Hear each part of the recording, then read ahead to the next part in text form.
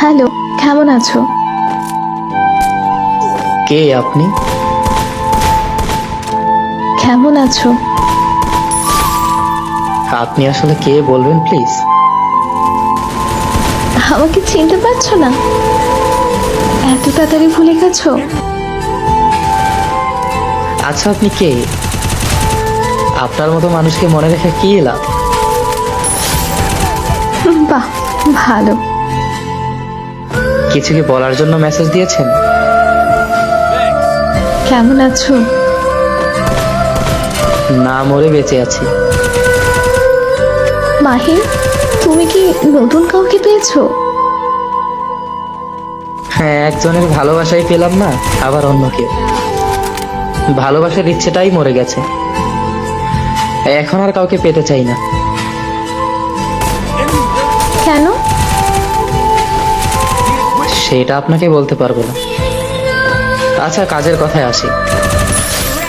আমাকে এতদিন পর হঠাৎ মনে পড়ার কারণ?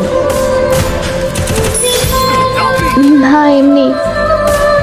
আচ্ছা, একটা কথা বলি, কিছু মনে করবে না তো? বলতে পারেন। তুমি কি এখনো আমার কথা ভাবো? এখনো কি আমায় ভালোবাসো? না, এখন আর আপনার প্রতি আমার কোনো অনুভূতি নেই। এখন আর আপনাকে ভালোবাসি না। এখন আর আপনার কথা মনে পড়ে না। সরি। সরি কেন? ছেড়ে দিয়ে কষ্ট দেওয়ার জন্য। আপনাকে একটা কথা জিজ্ঞেস করতে পারি? বলো। আচ্ছা, আমি কি দোষ করেছিলাম যে আমাকে ছেড়ে অন্য একজনের হাত ধরে চলে গেলেন? আমার কি অপরাধ ছিল? আমি আপনাকে পাগলের মতো ভালোবাসতাম, আপনার সব কথা শুনতাম। তাহলে কেন এত কষ্ট দিলেন? নাকি প্রমাণ করলেন সত্যিকারের ভালোবাসলে কষ্ট পেতে হয়? কিছুক্ষণ আগে না বললে আমাকে আর ভালোবাসো না?